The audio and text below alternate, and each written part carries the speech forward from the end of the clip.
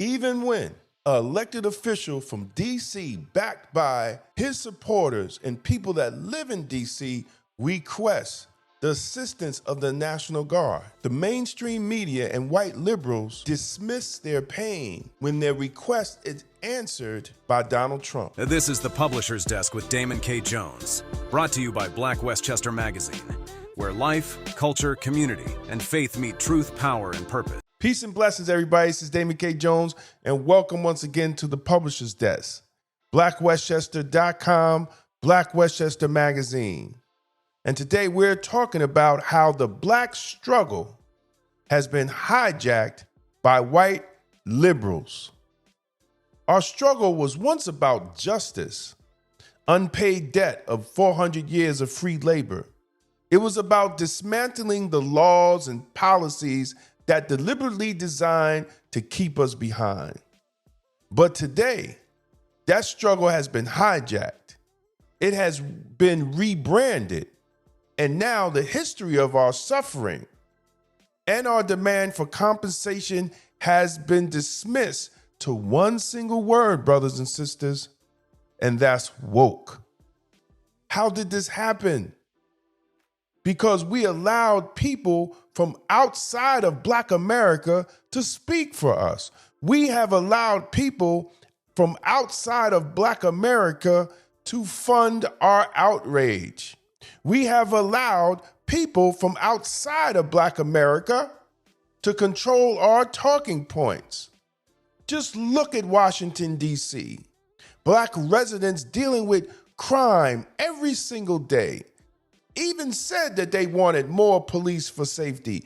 Even they said that they wanted the National Guard to come in. But what do we see on TV? A sea of white people demanding to defund the police, not even from the community of D.C., telling the National Guard and police that they don't want them in the community. That's not their responsibility to say. That wasn't the community speaking. That was an agenda being pushed on the community, just like it's pushed on many Black communities. Matter of fact, every Black community in the United States. Now, there's an industry behind this, brothers and sisters. Companies like Crowd on Demand admit that they're paid to rent out protesters, organize rallies, and create what looks like grassroots movements. Crowds on Demand CEO Adam Swart says paid protesters' requests are up 400% compared to the same period last year. Adam joins us right now. Adam Swart, thanks so much for joining the program. Lawrence, it's a pleasure to be with you this morning. Well, it's great to have you. I'm really intrigued with your business model. So, for example, how much are you paying these protesters in Washington, D.C.? Well, when protesters, we don't comment on specific protests, but generally the range can be from the low hundreds, the low 100s, into a few hundred. It really depends on the location, the duration, and any challenges that, for example, cold weather. But behind the scenes, it's funded and coordinated by wealthy interests who couldn't care less about the daily lives of Black people. Well, I guess the reason why I ask this question is because typically you don't see a lot of conservative protests in general. It just typically is more of the left wing. They always found a way to be the opposition. So what specific organizations are requesting your services? And the reason why I ask you that is the crime problem is a Washington, D.C. area problem. If you're bringing people from other states, do you worry that you're not giving the public an accurate account of what the locals view on the matter? Well, two things. I think, number one, Lawrence, the one thing to think about is that we generally don't bus protesters in. We tend to have people who are local, who are constituents, who are genuinely passionate about the issue at hand. But I also think there's a fundamental misinterpretation of what a protest is. I think there are a lot of people who falsely view it as a plebiscite. If there's 300 people on one side of an issue and 50 on the other, people say, oh, well, 6-1, they're in favor. Well, the fact that a protest, it's more like buying running an ad on Fox News. What you get through the ad is visibility. If you have a good product, then people are going to buy the product. If you have a bad product, people won't. And I'll give you two examples that illustrate. And yes, it's just not white people they're paying. It's also some of these Negro leaders that we see that be in front of these crowds. And here's the deeper problem. When white liberal activists control the script, they also control the language. They also control the money. Liberal campaigns paying for the liberal nonprofits, like who is cutting the check? The fact is that both conservative and liberal groups pay for demonstrations because it's a good way to advocate for your cause. And that's a really important thing because what you do is conserve as a catalyst. So I'm sorry, I've asked the question like 3 times, so I'm trying to get specific of who. I understand liberals in there, but that encompasses so much. What organizations, what candidates are footing the bill? Well, probably most people that you are aware of are in some way compensating demonstrators, either through using our service or through paying their own people. For example, academic groups have fellows whose job it is to protest. A lot of people who are political campaign staffers on both sides. There are 15,000, Lawrence, staff in the House and Senate on both Republican and Democratic sides. Part of their job is actually attending these protests and rallies and press conferences that you guys cover. You know, they attend those kind of as background it's an people. Interesting business it's not model. exactly, I'm not the first person. Yeah, it's an interesting business model. We look forward to seeing exactly where the money is coming from, though, because I think when you're affecting public policy, everybody likes organic protest. It's a part of our democracy. But when you have groups that are funding it and hiding themselves, it's not organic because you're paying them. It's totally different. They're professional, paid people. Dr. Martin Luther King Jr. once warned, "I have almost reached the regrettable conclusion that the Negro's great stumbling block is not the Ku Klux Klaner, but the white moderate, who is more devoted to order than to justice." Malcolm X even went more direct. He said the white liberal is the worst enemy to America and the worst enemy to the black man. The white liberal is the one who has perfected the art of posing as the friend of the Negro. Both men saw it clearly, brothers and sisters. White liberalism doesn't free us, it controls us. Even when an elected official from D.C., backed by his supporters and people that live in D.C., requests the assistance of the National Guard, the mainstream media and white liberals dismiss their pain when their request is answered by Donald Trump. We are in a war zone. And those who have not been affected by it directly, you will be directly or indirectly if we don't do something now. Bad things happen when good people do nothing. And we have a lot of great residents in our community wanting to do something. But our government has to step up. Our police department has to step up, and our residents have to step up. You've called on even the National Guard being used to try to restore some kind of order. That can be very eyebrow-raising for a lot of people, thinking about the National Guard, not really trained in, obviously, day-to-day law enforcement. Why is that such an important cause of action? Well, the whole approach is a public health approach to addressing public safety in our community, meaning we should have trauma-informed care, access to recreation, mentors, just the things that residents need in addition to responsible policing. I think that we are in a crisis when it comes to the violence in D.C. We've had, 596 carjackings. We've had over 1,700 people shot in the district in the last 3 years. And what we're doing is simply not enough to make people feel and be safe in the district. How could CNN forget?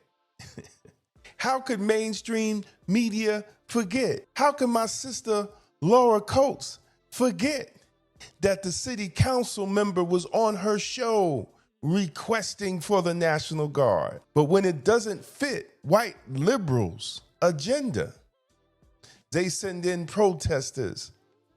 The protest against the request of a DC elected official, the request of black and brown people that live in DC that are struggling every day with crime and violence. We do not just see this in Washington, DC. We see this in all black communities throughout the nation. They are taking away our struggles and turning it into hashtags. And they're profiteering off of black struggle and black pain. It has to change, brothers and sisters, for black America.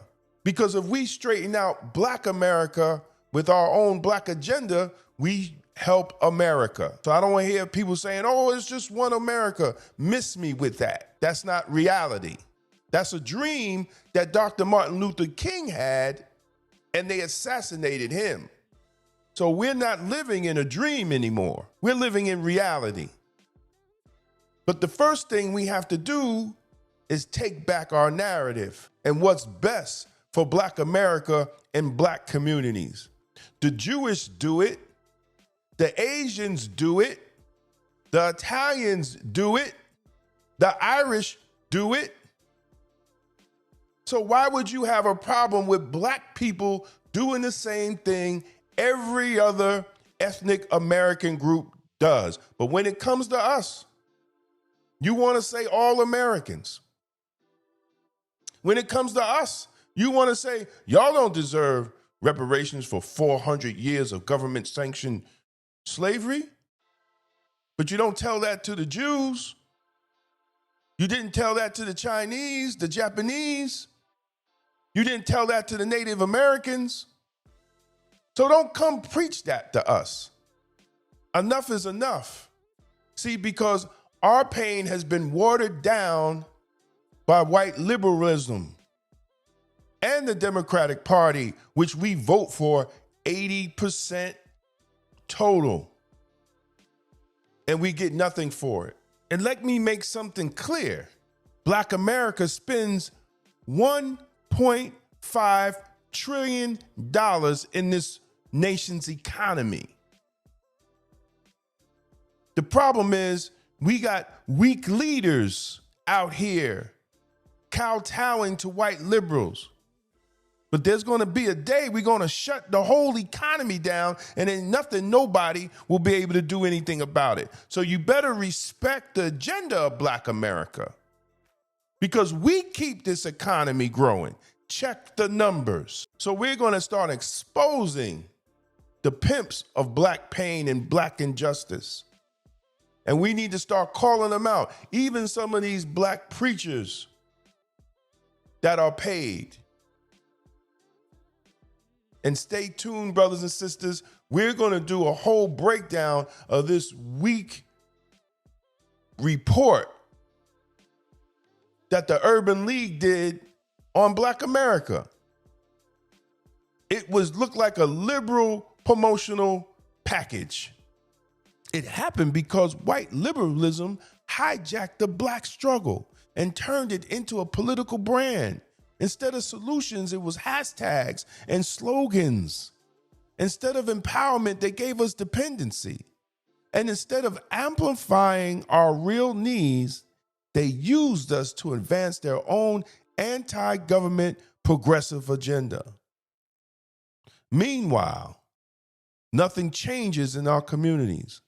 Schools are failing. Streets aren't safe. Families are struggling. And we have to call out these politicians that allow crime and violence to rise up. And while we suffer, protest profiteers, white and black, are making millions off our pain. Our history has been dismissed. Our voices have been muted. And our neighborhoods are still left in crisis. So developers can swoop in, buy our property cheap, and build more low-income housing to warehouse poverty and more crime. And yet, we don't see what's happening. But we do here at Black Westchester Magazine, we do here at the publisher's desk. Black people need to beware. Black America needs to beware. Our pain has been monetized. We have to change that. And we have to call it for what it is. And we have to call it out. And we have to stand up for our community. Every black community deserves to be safe. Black people do not hate police. They just want professional policing in their community, just like everybody else. So we have to stop letting these people from outside our community dictate what happens in our community. We have to change it, brothers and sisters. And the only way Black America is going to change it is call it for what it is and put a lot of these black leaders on Front Street, because they're no different than Judas taking a bag of silver and gold to portray the people. This is Damon K. Jones with Black Westchester, and I'm the publisher of Black Westchester Magazine, blackwestchester.com. Please like, share, and subscribe, and visit blackwestchester.com. It's the news with the black point of view. So stay safe, stay blessed, and as always, stay blacktastic. Peace out. Rep the movement. Get your official Black Westchester merch today. Hoodies, tees, and more at blackwestchestermerch.shop. Wear your voice, make a statement. Tired of the same emotional politics that lead nowhere. Emotional Politics, Logical Failure by Damon K. Jones is the book Black America needs right now. It exposes the lies, challenges the gatekeepers, and calls for real strategy, not just symbolism. Power starts with truth. On sale, now, and available in audiobook on Amazon. Tolerance is for Cowards by Damon K. Jones. This book is not anti-police, it's pro-community. Discover how the extended policing strategy empowers you to demand real public safety, justice, and accountability from your local police department. Because the Black community deserves good policing. On sale now on Amazon and Audible. If you found this video informative, don't forget to like and share it with others who need to hear the truth. And for exclusive content and behind-the-scenes access, join the Black Westchester Magazine YouTube membership club today. Your support helps us keep independent Black media strong. Thank you to everyone who supported us through Super Chat. Your contributions keep independent media alive and thriving. We couldn't do it without you. This is the Publisher's Desk with Damon K. Jones, brought to you by Black Westchester Magazine, where life, culture, community, and faith meet truth, power, and purpose.